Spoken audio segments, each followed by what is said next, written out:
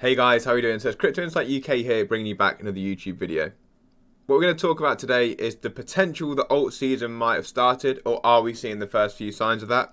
And then we're going to get into how understanding how XRP and Ripple are after all the money, as their slogan says. But also we're going to be touching on how that works and the XRP ledger as a decentralized exchange.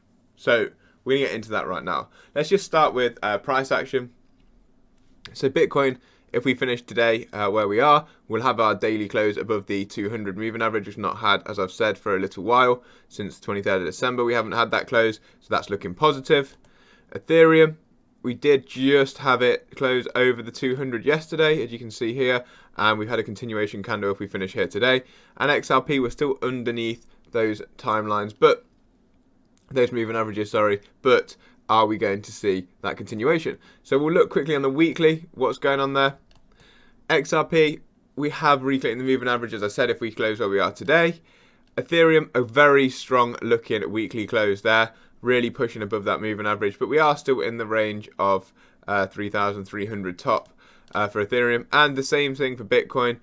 We have closed above that moving average, so it looks very similar to this pattern down here. If we have that sort of close, looks like that my leverage trade idea with the crossing of the RSIs could be ringing true right now, but again, it's too early to tell. But let's get into the main part of this video. So we're going to start with a little touch on alt season specifically and why I think that could be starting right about now, and also we are going to then go into XRP, and I think that's a real big one for a lot of people who don't really understand how XRP can get up to some of these figures like your $1,000, $10,000 sort of price range, or anywhere around there when utility comes through. I just want to show you some examples of how and why it makes sense that it can get up to those prices for all those people who don't really get that. So we'll just start with alt season. Obviously, the first real mover that we had in the space was Ethereum Classic. We saw a big, and I know this isn't an indication that alt season has started. This is why I said it could be an indication, because it hasn't obviously reclaimed any highs, anything like that, but we have broken out of the price range that we've been in for a little while. So we've basically got back up to the prices that we were at in in November. So we've wiped out this many days of downtrend, which is, we've wiped out 121 days of downward price action in the space of like 1, 2, 3, 4 days. We've wiped that all out. So quite a cool analogy from someone I was talking to on the phone earlier, one of my friends. He said, I imagine it a bit like a volcano, and just before the volcano erupts, you might get little spurts or little bits just popping out here, here, and here. And this is backed up again by the next mover that I saw, which is VE Chain. Again, though, like I said, it's only up from its low. We haven't reclaimed any highs. Like, I was personally into VE Chain. I sold out at like 9 cents.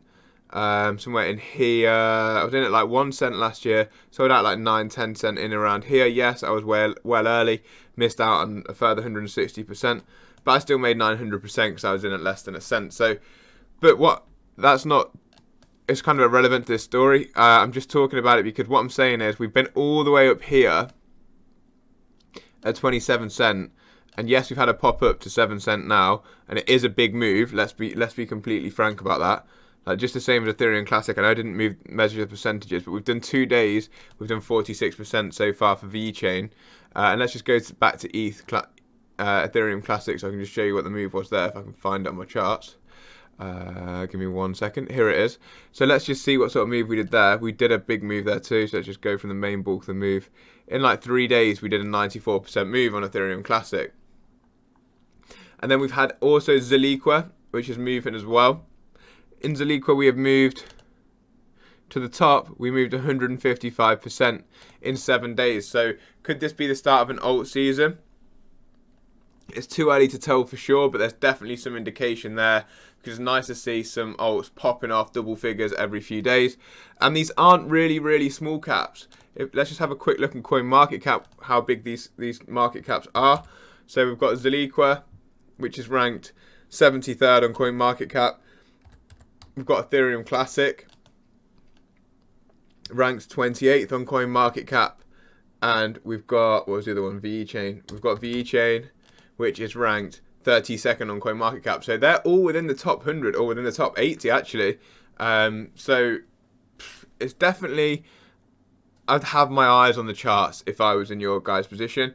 This isn't me saying to buy any of these, by the way. This is just, not in alt seasons, in previous cycles, you have like a week or 2 weeks of one coin pumping massively, and then it moves on to a different coin, and that pumps massively, moves on to something else, and that pumps massively. So just have your take profit targets ready, guys. If you start hitting some big numbers and you want to take some profits, then I definitely would recommend that. Being in the last alt season, I did make a really good trade once the whole time, and that was on Litecoin. I took some profits from there, but only enough to keep myself level for the whole of the last bull run. So just remember, guys, and this is something that I've learned now, like when you get some profits, or you get the chance to take some, but have a cash out plan. And now we're going to get into the main event. Literally, this is something that I really want to explain to you guys, and I hope this really helps you. One thing I've not done actually, one video that I want to just get up is the XRP Ledger Foundation about a decentralized exchange. Let's just see if I can find that quickly just while we're on here. XRPL Foundation, and we'll look for DX. That's hopefully a video. I'm pretty sure it is. Brilliant. Yes, it is. So we're going to start with this video. Are you an IT pro? We're going to start with this video, and I'm going to get into, we're going to get into real in depth here about the XRP Ledger and XRP and how it can engulf all the money. So you need alerts, billing, help desk, remote access, monitoring. You need... Hello, welcome again to our series on the XRP Ledger. In this episode, we'll cover the decentralized exchange and some of its features. The XRP Ledger was the first blockchain to feature a decentralized exchange, or DEX. The DEX allows anyone to directly buy, sell, and trade assets of all kinds without having to go through an intermediary, like a bank. And it's built to enable a highly efficient exchange of currencies, or of more unique forms of value. For example, to be fair, that's the most important part about this that I just wanted to bring to you guys. So, integrated within the XRP Ledger as a decentralized exchange, meaning that decentralized, obviously we know what that means, that there's no one central party running it. And obviously an exchange is like somewhere you can exchange value. So think of an exchange as somewhere like Binance, but imagine Binance's features being built inside the XRP Ledger. So that's why you have things like the Sologenic DEX. It's just like a user interface built on top of the XRP Ledger with its own token, using the Ledger's decentralized exchange infrastructure. So this is where things get really interesting. So I'm going to just jump through a few little videos and then try and sum them all up and bring them all together for you at the end. So that's the little intro about the DEX, and that's within the XRP Ledger, which is one thing that does set it aside from some other different networks or different blockchains. So let's get on to this next video. This is Ashish Burla. He's talking about ODL. So let's just listen to what he's got to say about liquidity and ODL. And that is facilitated through something called a crypto exchange. Coinbase, Bitstamp, Bitso, and that in a second, but let's get back to the basics, the foundations of... So this is what I just wanted to touch on first. He's going to just talk about liquidity. He's going to talk about what liquidity is, and then I'm going to link back into that. The market in general. What is liquidity, and why is on-demand liquidity important? It's a great question. And at the very beginning, when there was Bitcoin, the first thing you wanted to do was make Bitcoin liquid. And what that meant was you can interchange it for US dollars. And that is facilitated through something called a crypto exchange. Okay, awesome. So what have we got there? He's told us that to make Bitcoin liquid, we need to be able to exchange it for dollars. And how do we do that? We do it through a crypto exchange. Okay, so let me just jump over to something else, and we'll jump back to this video. So this is something I wanted to jump over to. In 2021, oh no, I just accidentally clicked something. Whoopsie. Here. In 2021, 87 countries, which make up more than 90% of global GDP, have begun exploring a CBDC solution. Recently, Palau and Bhutan partnered with Ripple, develop a national digital currency utilizing the XRP ledger. So a CBDC, central bank digital currency, which we can touch on in another video. But let's just imagine it's just a digital version of a fiat currency. So if you've got a dollar, digital dollar, so that would be a CBDC if it came out of the Fed. Same with the pound, Digital Pound Foundation from Ripple. We know that they're working together, etc., etc. We know there's been testing proof of concept at the Bank of England since 2016 with Ripple, but it's by the by for this example. So we saw Ashish Bhalla talking about liquidity of crypto exchanges, and liquidity of crypto, so Bitcoin into dollars through an exchange. So we already now know from the XRP Ledger Foundation that the XRP Ledger is a decentralized exchange. Okay, so you can transfer value through that. That's a cool feature. So then let's tie into that CBDCs. Well, 90% of the globe are creating CBDCs. Are they going to need somewhere to exchange those CBDCs into other values, other things that we find valuable? So commodities, equities, crypto, these sorts of things. So we've got Palau and Bhutan who are already building on the XRP ledger their own CBDCs, and we already know now that there are some other stable coins coming onto the XRP ledger through GitHub that we saw recently, USDC, USDT, etc. But let's get into the next part of this, which I find very interesting as well. So far we've got a decentralized exchange being the XRP ledger. We already know that it's fast, carbon neutral, these sorts of things as well. And now we've been told that to make things liquid, you need to be able to swap them into dollars. Okay, that's quite interesting. That's what he's saying. That's how we assess value at the minute, so that makes sense, being the world reserve currency. So let's get rid of that and let's get on to this. Let's get about 2 minutes in. It's just about here, I think. For our customers. What kind of growth have you seen on RippleNet in 2021? So I couldn't be happier with the year that we had in 2021 with RippleNet. We ended the year at a $10 billion run rate in terms of volume moving through RippleNet as a whole.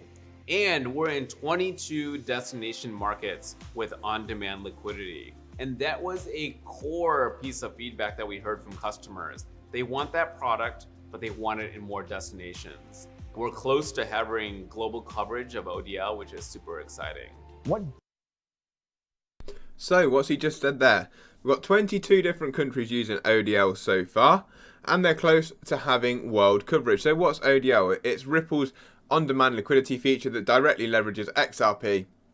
It's basically a method that facilitates cross-border payment from one jurisdiction to another using different crypto exchanges and using the cryptocurrency XRP. So you swap into dollars and out through XRP into Mexican pesos using a centralized crypto exchange in America and then a centralized one in Mexico. So for example, like, I don't know if Coinbase is American based, but like you buy into Coinbase with XRP, and I know it's not listed there at the minute, so it's a bit of a crap example, but you buy into Coinbase in dollars into XRP. This is for institutions and people alike. Then you could swap that into a Bitso or something like that and then bring it out to Mexican peso. That's how ODL works, all in like a really short space of time. So now what we've got is a decentralized exchange.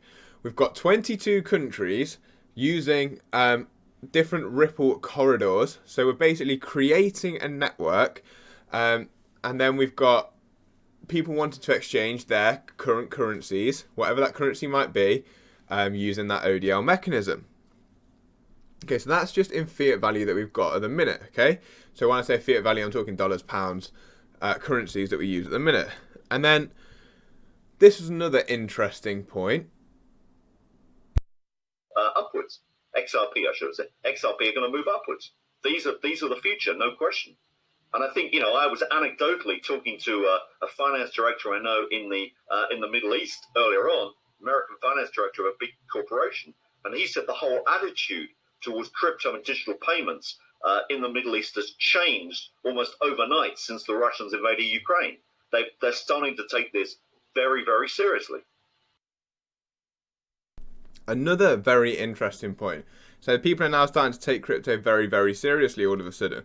Where did Ripple have a massive foothold? We know in the Middle East, So again, another thing that's pushing in towards this picture. And if it's not building up in your head yet, I am gonna bring it all together in a second. But I hope you can see where I'm coming from with this. We also had this from the Russian Prime Minister: urges it's necessary to integrate crypto into the country's economy. So now what they need is, we need liquid dollars, but we also need liquid crypto. We also might be exchanging crypto for different equities, commodities. So what's going to happen next? Well, if the commodity section, so we're talking like gas and oil from Russia, are going to be priced in Bitcoin, we then might have in Saudi Arabia, we've just heard in the Middle East, we've just heard that they're really taking crypto seriously now. We also saw in Saudi Arabia Chinese yuan potentially for oil. So everything's changing. Like, there's not this fundamental. If you think before, the fundamental web of the whole world, or the world reserve currency, was the dollar. Now what people are saying is, we want to be able to exchange this into this into this. So what we've heard there is, Russia, okay, we might want Bitcoin for our oil. And then in the Middle East, they're saying, oh, we might want crypto. But then in Saudi Arabia, they're saying we might want the Chinese yuan for our oil. So what's going on here is loads of different things that are needing to be swapped and integrated. And how do you find these different corridors? How do you get the liquidity is the word? Because the liquidity has always been assessed in the dollar. So if it's not the dollar they're asking for, what do we do then? And then this is the next interesting thing that I found, or that we already know about. I'm just bringing them together, basically. This is from last year, Ripple's liquidity hub that came out in Ripple's, what's it called? Ripple's Swell, just after that. And sell. So we offer an interface that enables enterprises to buy and sell crypto. So, you can think of us as an integrator and an aggregator across a number of exchanges. If you're familiar with Kayak or Google Flights, it's sort of an integrator across a number of different travel websites. Think about Liquidity Hub as aggregating crypto liquidity across a number of venues. Today, a lot of centralized ones, but I think in the future, decentralized liquidity is going to become more important, and I'm excited to head that way as well with the product. To the crypto noobs out there on the Yahoo Finance platform, does this put you in competition with a Coinbase and Robinhood? Well, so Robinhood, I think, is a front end, and they have a lot of different trading venues. With Coinbase, Coinbase is a centralized exchange. We would sit on top of a company like Coinbase and aggregate that liquidity across a number of venues, and so. Not only just potentially Coinbase, but Bitstamp and all the other exchanges out there. We're like that aggregator layer. Again, today centralized, but in the future, I think the market's going to head more and more decentralized in terms of exchanges. That's where we want to be as a product as well into the future. How do you keep this? So guys, this is what I see. With Ripple's slogan, all the money. We've discussed now liquidity, US dollars, Bitcoin.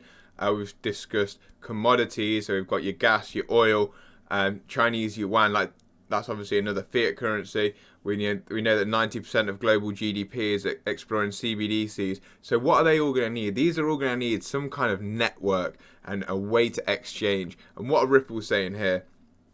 They want to be the aggregator. They want to be like I don't know if you have this in the US, but like the Compare the Market, the Kayak, the Skyscanner of the world. So this XRP ledger, this fast, efficient, carbon neutral, low cost ledger that they've built, that Ripple and XRP have created, with XRP running as the oil that keeps it all liquid. It's an exchange within that. So everything you bring onto the ledger, so if they're an aggregator of Coinbase, they can have all of Coinbase's prices here. So that's all of crypto. Then do we get CBDCs onto the ledger? And then what else do we need? We might have gas and oil on there.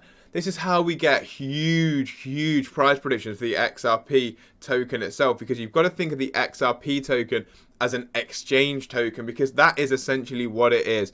It's the fastest exchange token. So we've seen another example of this, BNB, Binance Coin. How much did BNB run up with the mass participation that came into crypto, retail investors? What happens is you start using Binance as a site. You're like, okay, this is a decent site. I don't mind using this, but I'm going to put my USDT in there to start with. So I'm going to buy things in my USDT. I might buy my XRP or whatever I'm trying to buy, Ethereum. And then as you start to trust Binance more and more, it gets bigger and they offer you Binance Coin. And if you've been using it for a while, you're like, okay, that's alright, I don't mind that. Let's have a go. Let's use the Binance Coin, it's going to save me some fees. So you start using that, and then what do you see, guys? You see mass participation, the numbers on Binance are going up, they're providing a great service, and in turn, you're using their token because you're saving money on their site, which you already like. And that is what I see Ripple doing. ODL corridors setting up around the world, they're spreading their network out, they've been working with central banks, we've got demand for different values that you want to exchange into different commodities. And then what's next? Equities. Are we going to bring debt on there? Are we going to bring derivatives on there? Onto the, and I say there, I mean the ledger. And what is the thing that makes the whole ledger tick? It's the XRP token. So all this value that comes onto the network, people are saying, oh yeah, but you can swap in and out of it fast. Yeah, you can, but just the same way you can swap in and out of BNB coin fast, that price runs up because of what Raoul Pal talked about the other week. The volume on the network times by the number of transactions makes the value of the token eventually go up. If this token is facilitating this exchange that's built into the network, which is literally being plugged in everywhere, 22 countries already for just ODL specifically, that's dollars into XRP back into dollars, or currencies, fiat into XRP into fiat, that's already being facilitated right now. Then we've just got to include your commodities in there, which we're already seeing countries screaming out like Russia for Bitcoin. So we then put Ripple's liquidity hub on top of exchanges. So you bring the crypto into the ODL section, into the fiat currency section. What do you see here? It's a big network that Ripple and the XRP ledger are engulfing everything with XRP as the exchange token that can exchange that value from one thing to another. I really, really hope this gives you an idea as how to understand and price XRP in your head when we do start to get to these levels. And we do start to get down the line, and that's how we as XRP holders and people who believe and speculate in XRP, that's how we get to some of these figures, $10,000 plus. And that's why it can get up to those prices. Don't let anyone tell you that it can't. Just go and do your own research. Have a look how much the commodity sector is worth. Go and have a look how much fiat currency is worth. Go and have a look how much the housing market, derivatives, global debt, all these things will be brought onto there, and not as in like, it's not even a conspiracy, it's more like we are going to upgrade the financial system. We in the XRP community are betting that's going to be on the XRP ledger. You've got people telling you, and people just accepting it in general, 22 countries already use it for on and off ramps of fiat. You only need to then put on the top of that the crypto exchange, which everyone, and then sourcing liquidity for crypto, different exchanges. What are you going to use? I'll personally use Ripple's liquidity hub if it provides me the best value for crypto, spreads and stuff like that, and the best prices. I'll use that. Of course I will. So then you've got the crypto space, you've got the fiat currency space, you've got then people wanting to buy different commodities like I've already talked about. They come on there as well. Then you're going to have countries exchanging with each other. And well, why would you want to exchange dollar to euro and then pay commissions or pay banks to do that when you've got one ledger that can do it with a token on there that can do it for a fraction of a cent every single time you make a transaction from any one value into any other value. This is how we see these numbers for XRP. This is how we see it. So I hope you guys enjoyed that video. I hope that brings some sort of clarity. And if you did, please drop a subscribe, leave me a comment, share it with a friend. And yeah, I'll see you on the next one. Peace up, A-Town down, as Usher would say.